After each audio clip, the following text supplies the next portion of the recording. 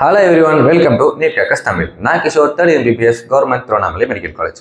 இந்த வீடியோவில் என்ன பார்க்க போறோம்னா கவுன்சிலிங்க்கு தேவைப்படுற டாக்குமெண்ட்ஸ். ஓகேங்களா, என்ன டாக்குமெண்ட்ஸ் தேவைப்படுது, அது மட்டும் இல்லாமல் நேற்று வந்து பார்த்தீங்கன்னா சாட்டர்டே, அதாவது ஹைகோர்ட்டில் வந்து சென்னை ஹைகோர்ட்டில் ஒரு தீர்ப்பு கொடுத்துருக்காங்க.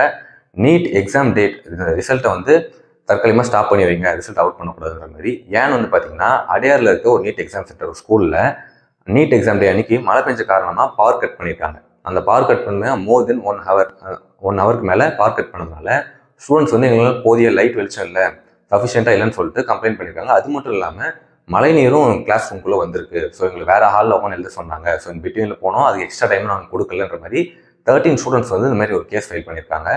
இதுக்கு வந்து பார்த்தீங்கன்னா சென்னை ஹைகோர்ட் வந்து நீங்கள் ரிசல்ட்டே அவுட் பண்ண கூட சொல்ல வரல. இதுக்கு என்டிஏ என்னென்ன நீங்கள் பதில் சொல்லுவீங்க, மெடிக்கல் கவுன்சில் ஆஃப் இந்தியாவுக்கும் அவங்க லெட்டர் அனுப்பிச்சிருக்காங்க. இந்த மாதிரி நீங்கள் இதுக்கு வந்து என்ன நடவடிக்கை எடுக்க போறீங்கிற மாதிரி. இப்போ வந்து அவங்க முடிவு பண்ணுவாங்க, ஒரு இன்வெஸ்டிகேஷன் நடத்துவாங்க.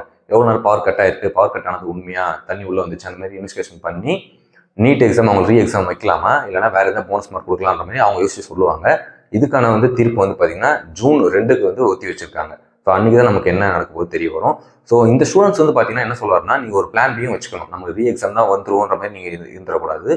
வரலன்னா என்ன பண்ணலாம், அதுவும் உங்ககிட்ட இருக்கணும். ஏன்னா லாஸ்ட் இயர் நிறைய இஷ்யூ ஆச்சு, பேப்பர் லீக் ஆச்சுன்னு சொன்னாங்க, ஒரே சென்டரில் நிறைய ஸ்கோர்ஸ் பண்ணியிருந்தாங்க.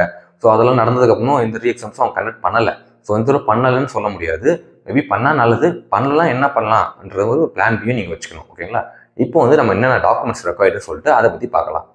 ஃபர்ஸ்ட் வந்து பார்த்தீங்கன்னா உங்களோட ஸ்கோர் கார்டு இன்னும் வந்திருக்காது, ரிசல்ட் வந்ததுக்கப்புறம் நீங்கள் டவுன்லோட் பண்ணிக்கலாம். அட்மிட் கார்டு இருக்கும், அட்மிட் கார்டை வச்சுக்கோங்க பத்திரமா. அப்புறம் 10th mark sheet, 11th mark sheet நீங்கள் ஸ்டேட் போர்ட் ஸ்டூடெண்ட் உங்ககிட்ட இருக்கும், சிபிஎஸ்சிக்கு வேணாம்.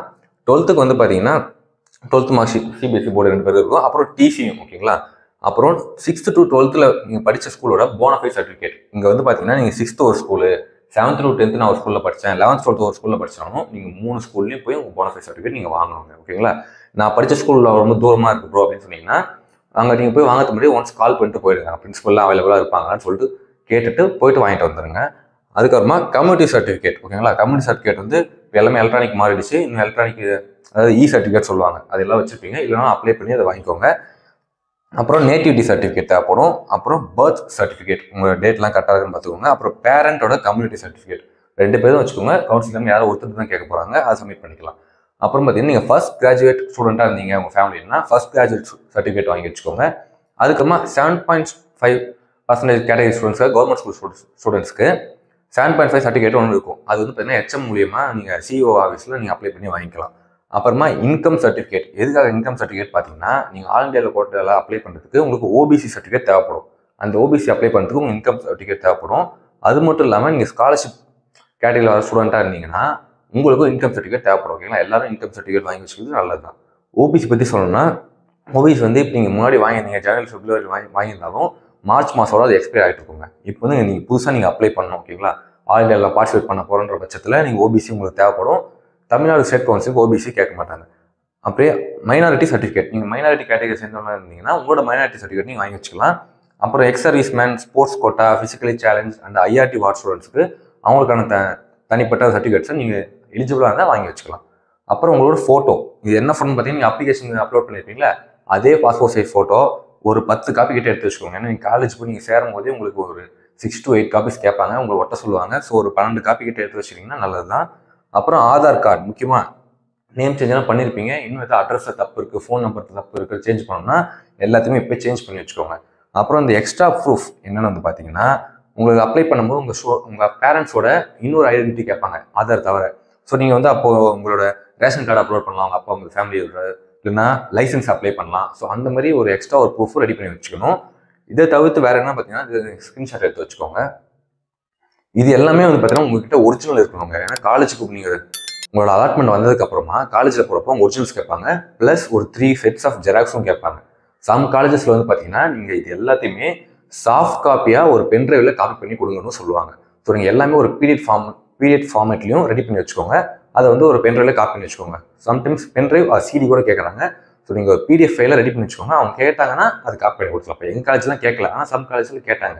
ஸோ அங்கே எங்கே கேட்குறாங்களோ அவங்க யூஸ் ஆகும். உங்ககிட்ட இந்த சர்டிஃபிகேட்ஸ்லாம் ரெடியாக இருந்தால் ஓகே. இன்னும் நான் கொஞ்சம் சர்டிஃபிகேட்ஸ்லாம் வாங்கலை, இதெல்லாம் அப்ளை பண்ணுறதுக்கு எனக்கு என்ன டாக்குமெண்ட்ஸ்லாம் தேவைப்படும்னு கேட்டிங்கன்னா, இப்போ எக்ஸாம்பிளுக்கு நீங்கள் வருமான சான்றிதழ் இன்கம் சர்டிஃபிகேட் வாங்குறீங்கன்னா உங்களுக்கு ஃபோட்டோ, உங்களோட ஆதார், உங்களோட ரேஷன் கார்டு, குடும்ப அட்டை, அப்புறம் உங்களோட ஊதிய சான்று கேட்பாங்க. ஓகேங்களா? என்ன டாக்குமெண்ட்ஸ் இதெல்லாம் தேவைப்படுன்றத நான் ஃபோட்டோவாக உங்களுக்கு ஸ்க்ரீனில் வரும் பாருங்கள். இதை நான் பார்த்தீங்கன்னா நம்ம டெலிகிராம் சேனலில் அப்லோட் பண்ணுறேன். நீங்கள் அதை ஜாயின் பண்ணி டவுன்லோட் பண்ணிக்கலாம். டெலிகிராம் சேனல் லிங்க் வந்து டிஸ்கிரிப்ஷனில் இருக்கும். அதே இப்போ நீங்கள் கம்யூனிட்டி சர்டிஃபிகேட் அப்ளை பண்ணுறீங்கன்னா உங்களுக்கு ஃபோட்டோ, உங்களோட ஆதார் கார்டு, உங்களோட பேரண்ட் இல்லைன்னா உங்களோட பிரதர்ஸ் அண்ட் சிஸ்டர்ஸோட ஒரு கம்யூனிட்டி சர்டிஃபிகேட் இருந்தால் நீங்கள் உங்களோட கம்யூனிட்டி சர்டிஃபிகேட்டை வாங்கிக்கலாம். அதே மாதிரி தான் பர்த் சர்டிஃபிகேட் அண்ட் ஓபிசிக்கெலாம் பார்த்தீங்கன்னா ஃபோட்டோ அண்ட் ஆதார் கார்டு, ஓபிசிக்கு கம்யூனிட்டி சர்டிஃபிகேட் தேவைப்படும். அப்புறம் பெற்றோரோட வருமான சான்றிதழ், இன்கம் சர்டிஃபிகேட், அதெல்லாம் இருந்தால் உங்களுக்கு ஓபிசி சர்டிஃபிகேட் அப்ளை பண்ணலாம். இதெல்லாம் எங்கே போய் நீங்கள் அப்ளை பண்ணலாம் பார்த்தீங்கன்னா கவர்மெண்ட்டோட இ-சேவை மையம் இருக்கும், இல்லைன்னா ப்ரைவேட்டாக நெட் சென்டர்லேயும் இ-சேவை மையம் மாதிரி வச்சிருப்பாங்க. அவங்களோட அப்ளை பண்ணுவாங்க. அவங்க கிட்ட போயிட்டு அந்த மினிமம் சார்ஜ் ஒன்று கேட்பாங்க. அது கொடுத்துட்டு நீங்கள் அப்ளை பண்ணிட்டீங்கன்னா மோஸ்ட்டாக எல்லா டாக்குமெண்ட்ஸும் வந்து பார்த்தீங்கன்னா இப்போ வித்தின் 1 வீக்லேயே வந்து உங்களுக்கு வந்துடுது. ஸோ அதுமாதிரி அப்ளை பண்ணி எல்லாமே வாங்கி வச்சுக்கோங்க. திரும்ப எல்லாத்தையும் பார்த்துக்கோங்க. ஓகேங்களா? உங்களுக்கு ஏதாவது டவுட்ஸ் இருந்தாலும் கேளுங்க. இந்த டாக்குமெண்ட்ஸ் எனக்கு இந்தமாதிரி மிஸ்டேக் இருக்குது, என்ன பண்ணணும்னு சொல்லிட்டு ஏதாவது டவுட்ஸ் இருந்தாலும் நீங்கள் கமெண்ட் பண்ணலாம். இதே மாதிரி வந்து பார்த்தீங்கன்னா நிறைய யூஸ்ஃபுல் வீடியோஸ் உங்களுக்கு வந்துட்டே இருக்கும் போது ஸோ மறக்காமல் சேனல் சப்ஸ்கிரைப் பண்ணிட்டு இந்த வீடியோக்கு லைக் பண்ணிட்டு உங்கள் ஃப்ரெண்ட்ஸ்க்கு ஷேர் பண்ணிடுங்க. தேங்க்ஸ் ஃபார் வாட்சிங்.